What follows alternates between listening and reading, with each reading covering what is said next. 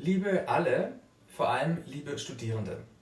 Mein Name ist Stefan Sonnenburg und ich bin Professor für Kreativität und Markenführung an der Karlsruhe International University. Wir leben aktuell wirklich in bewegten Zeiten. Corona hat uns fest im Griff. Schon seit Wochen müssen wir zu Hause bleiben, können nur ab und zu vor die Tür gehen und immer mehr, das Gefühl kennt wohl jeder von euch, fällt einem mehr und mehr die Decke auf den Kopf. Ich habe mir überlegt, kann man nicht etwas machen gegen dieses "Es fällt einem die Decke auf den Kopf"? Und ich glaube ganz fest daran, dass man auch die eigenen vier Wände für Kreativität, für Kreativitätsentfaltung und für die Ideenentwicklung nutzen kann. Gerade eben ist ein Buch von mir erschienen, in dem ich erkläre, wie man Schritt für Schritt zu richtig guten Ideen kommen kann. Dafür habe ich die Metapher einer kreativen Bergtour verwendet. Ich möchte euch einmal kurz ein paar Zeilen aus dem Buch vorlesen.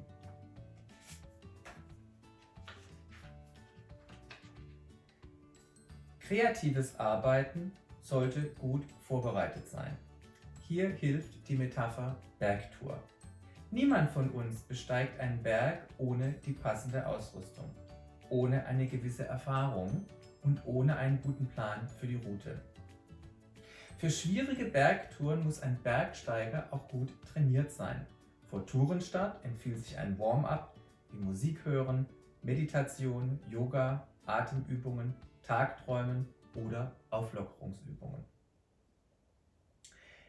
Eine kreative Bergtour besteht aus dem Start bzw. dem Problem, den 3 Etappenzielen Aufgabe, Idee und Modell, den 4 Etappen Aufbrechen, Ansteigen, Absteigen und Ankommen, sowie dem Ziel bzw. der Lösung.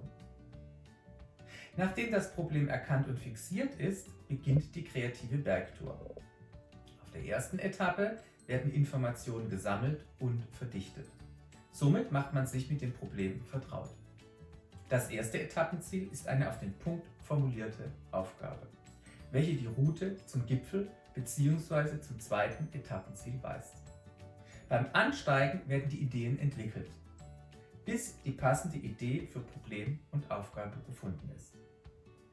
Die Gipfelideen werden nun weiter ausgearbeitet, sodass sie sichtbar und begreifbar werden. Das dritte Etappenziel ist ein vorzeigbares Modell, das die Route zum Ziel weist. Auf der letzten Etappe wird das Ideenmodell umfassend auf Alltags- oder Jobtauglichkeit geprüft, bis die Lösung gefunden ist. Das Ziel der kreativen Bergtour ist erreicht. In der Tat, eine kreative Bergtour braucht Platz und Raum. Kreativität selbst, um auf Ideen zu kommen, man braucht dafür Platz und Raum. Normalerweise. Aber ich denke, in Zeiten von Corona ist es vielleicht nicht auch möglich, auf 30 Quadratmeter in den eigenen 4 Wänden Ideen zu entwickeln. Ich denke ja, und ich habe speziell für euch die kreative Bergtour so konzeptioniert, dass ihr sie in den eigenen 4 Wänden durchführen könnt. Dass ihr die eigenen 4 Wände für Kreativitätsübungen nutzen könnt.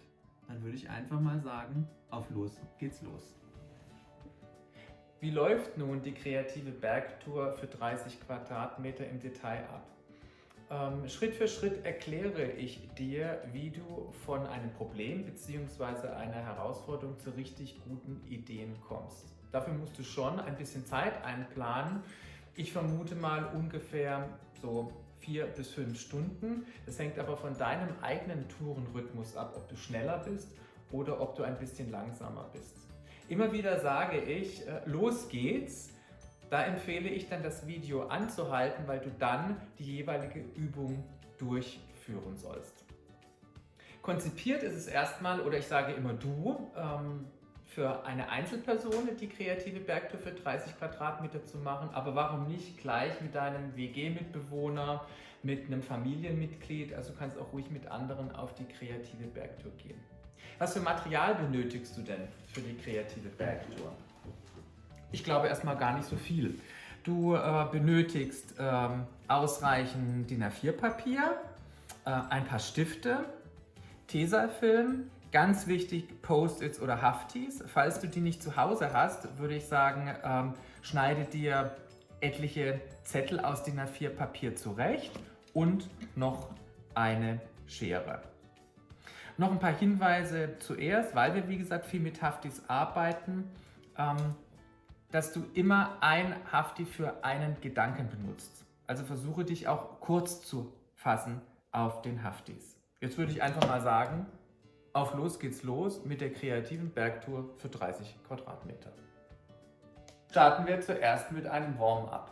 Am besten ziehst du deine Kopfhörer auf, legst deine Lieblingsmusik ein und hörst ihr zu für 3 bis 4 Minuten. Oder nicht nur zuhören, sondern auch zuhören und tanzen.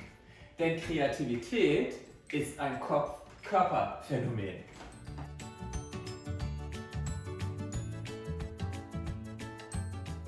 Kommen wir jetzt zu deinem Problem bzw. der Herausforderung.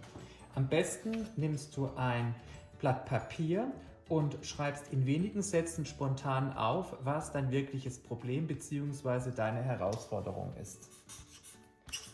In anderen Worten, für was möchtest du jetzt kreative Ideen entwickeln? Los geht's für ungefähr 5 Minuten.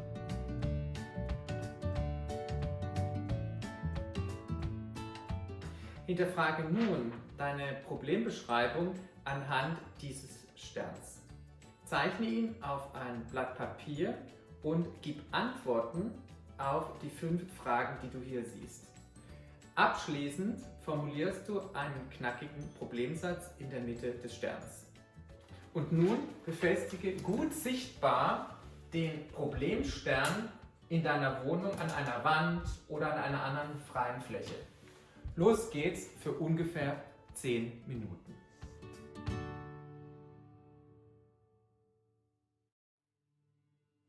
Legen wir nun richtig los mit der kreativen Bergtour und zwar mit der Übung Wissen ausbreiten.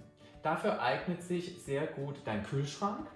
Zuerst nimm einen Hafti-Block und klebe ca. 20 Haftis an deinen Kühlschrank. Hab deinen Problemsatz im Kopf und schreibe nun auf deine Haftis alle Gedanken ein, die dir zum Problem einfallen. Achte darauf, ein Hafti, ein Gedanke. Los geht's für ungefähr 10 Minuten.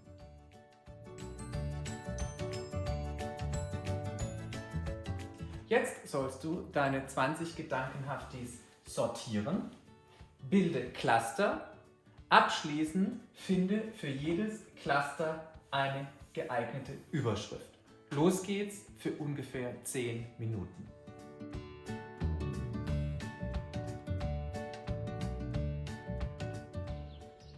Jetzt hast du dir wirklich eine Pause verdient. Wie wäre es mit frischer Luft? Am besten gehst du vor die Tür und 10 bis 15 Minuten um den Block spazieren.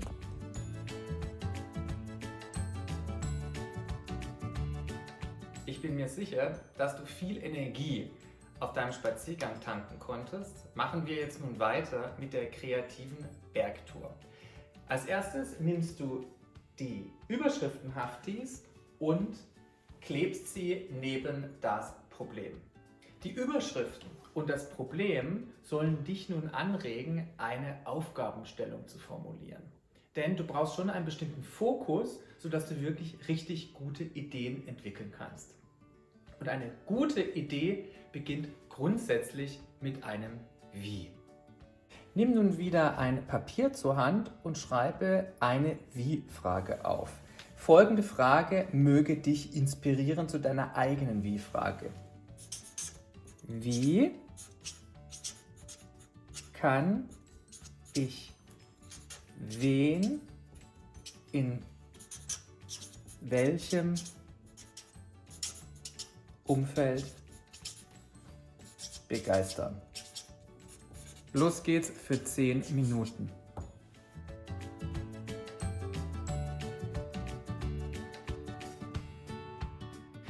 Jetzt kommt der zweite Stern zum Einsatz, der sich mit der Aufgabe beschäftigt. Gehe doch bitte die Fragen der Reihe nach durch und beantworte sie kurz. Nun reflektierst du noch einmal die Wie-Frage, die du formuliert hast, basierend auf dem Stern und überlegst dir, begeistert dich deine Frage schon oder musst du sie noch einmal überarbeiten? Auf jeden Fall soll die letztendliche Aufgabe so formuliert sein, dass du wirklich Lust hast, Ideen zu entwickeln. Die finale Aufgabenstellung schreibst du in die Mitte des Sterns und danach befestigst du den Stern in der Nähe deines Problemsterns. Los geht's für 10 Minuten.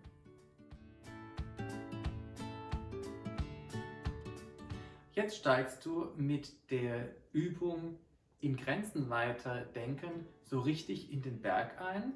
Du sollst möglichst viele Ideen für deine Aufgabenstellung entwickeln. Dafür begibst du dich am besten irgendwo hin, wo ein bequemer Sessel steht oder du setzt dich auf einen Stuhl. Hast eine Unterlage, ich habe hier meinen Computer genommen und nimmst ein Papier zur Hand und kopierst folgendes Gitter. Nachdem du das Gitter kopiert hast, versuche nun 3 Ideen für deine Aufgabenstellung zu entwickeln, die du in die erste Zeile schreibst. Nachdem du das gemacht hast, das wird so ungefähr 5 Minuten dauern, schnaufe einfach einmal durch, atme tief ein und aus und dann schreibst du in die nächste Zeile 3 weitere Ideen. Lass dich von den ersten 3 Ideen inspirieren. Entweder du entwickelst die Ideen direkt weiter oder du kommst auf völlig neue Ideen, wie es dir beliebt. Versuche nun alle Reihen zu füllen und lass dich immer wieder von den anderen Ideen anregen. Pro Zeile solltest du mit ca. 5 Minuten rechnen. Insgesamt also mit ca. 30 Minuten. Wichtig ist, dass jede einzelne Zelle für sich steht. Dazu mehr im Anschluss. Los geht's für ungefähr 30 Minuten.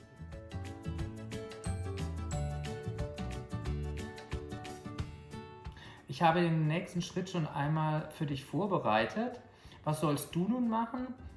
Schneide aus dem Gitter die einzelnen Ideen mit einer Schere aus und breite sie auf dem Boden aus, wie du hier siehst. Nun kannst du relativ frei mit den Ideen auf dem Boden umgehen. Ja. Hab die Aufgabenstellung noch einmal im Kopf. Versuche zum Beispiel Cluster zu bilden. Also Idee 11 und Idee 20 passen gut zusammen. Sozusagen spiele wirklich mit rum und kreiere Cluster. Vielleicht hast du auch Einzelmeister oder du kommst selbst auf neue Ideen, die du dann wieder auf ein Post-it schreiben kannst. Und so spiele mit den Ideen. Versuche aber am Ende deines Clusterns auf 3 Ideen zu kommen, respektive dich für 3 Ideen zu entscheiden, mit denen du weiterarbeiten möchtest. Los geht's für 10 Minuten.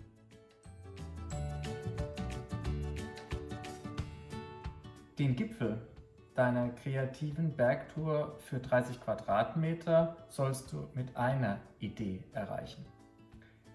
Übertrage deine 3 besten Ideen von der letzten Übung am besten an ein Fenster und daneben sozusagen kopiere den 3. Stern, der sogenannte Ideenstern. Vor dem Hintergrund der Fragen, die du auf dem Stern siehst, sollst du nun deine 3 Ideen reflektieren und überlegen, welche von den 3 Ideen wirklich die allerbeste ist, mit denen du sozusagen den Gipfel erreichen möchtest. Los geht's für 10 Minuten. Du hast den Gipfel der kreativen Bergtour nun erreicht.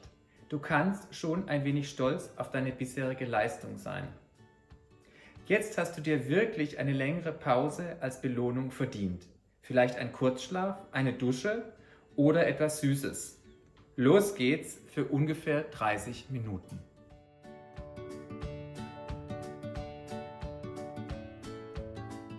Mit der Kreativitätsübung Rahmen sprengen steigen wir nun von Berg ab.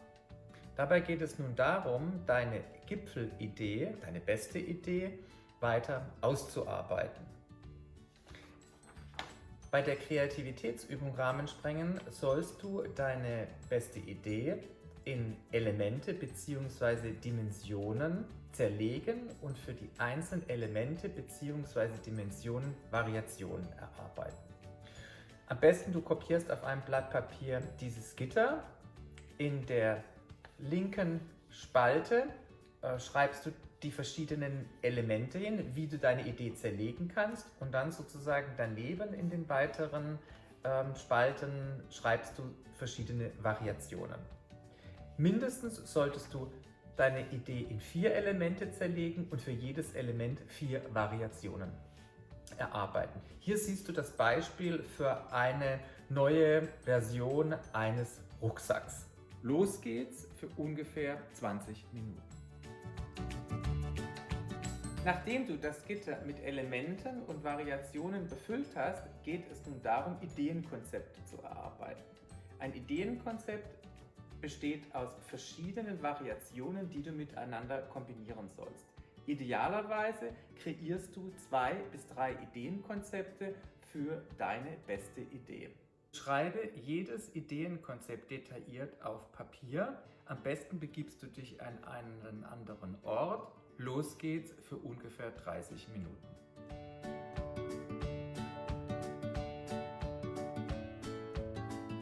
Bevor wir weitermachen, entspannst du dich am besten für 5 Minuten körperlich.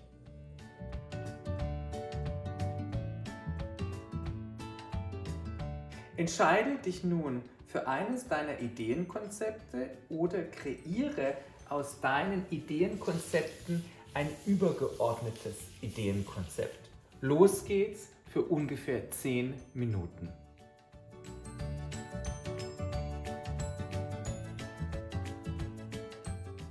Mit der Kreativitätsübung Sinnbasteln sollst du nun ein Modell basteln, das dein Ideenkonzept bestmöglich erklärt und verdeutlicht. Papier, Haftis und Schere hast du ja schon. Bevor du mit dem Basteln beginnst, sammle doch noch weiteres Material auf einem Tisch, wie zum Beispiel Zeitungen, Magazine, Toilettenpapier, Kartons, Geschenkpapier, eben alles, was du in deiner Wohnung findest. Los geht's für ungefähr 15 Minuten.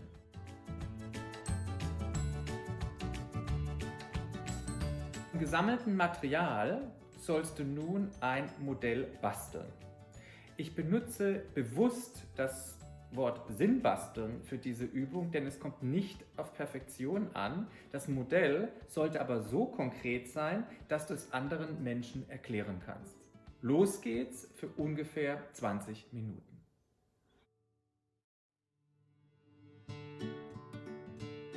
Die letzte Kreativitätsübung für deine kreative Bergtour für 30 Quadratmeter ist Begeisterung wecken. Du sollst nun eine Geschichte entwickeln, mit der du andere Menschen von deiner Ideenlösung begeistern kannst. Nutze hierfür eine freie Fläche in deiner Wohnung und befestige dort die wichtigen Erkenntnisse von den Stationen, die du bisher auf der kreativen Bergtour abgelaufen bist. Angefangen vom Problem, über spannende Überschriften, Gedanken, Aufgabenstern, Ideenstern, zum Schluss natürlich deine Gipfelidee, das Ideenkonzept, das du erarbeitet hast, das Modell, das du gebastelt hast. Und nun geht es darum, das ist deine finale Lösung, eine gelungene Geschichte zu erzählen, mit der du andere Menschen begeistern kannst. Was ist eine gelungene Geschichte?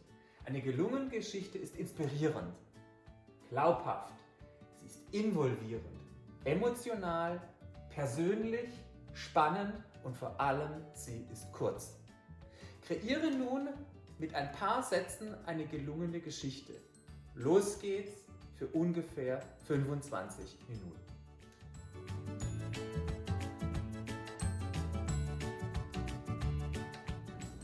Jetzt sind wir am Ende der kreativen Bergtour für 30 Quadratmeter angekommen. Ob jetzt oder später, es ist der Moment gekommen, wo du deine Idee anderen präsentieren sollst. Dafür hast du ja eine gelungene Geschichte entwickelt. In Corona-Zeiten empfiehlt es sich jetzt natürlich via Skype, Zoom oder WhatsApp deine gelungene Geschichte vorzustellen, Freunden, Bekannten oder Kollegen. Falls du noch mehr über kreative Bergtouren erfahren möchtest, vielleicht nochmal auf eine kreative Bergtour gehen möchtest, empfehle ich dir meinen Routenplaner Kreativität. Aber jetzt erstmal toi toi toi und Glück auf, los geht's mit der Präsentation.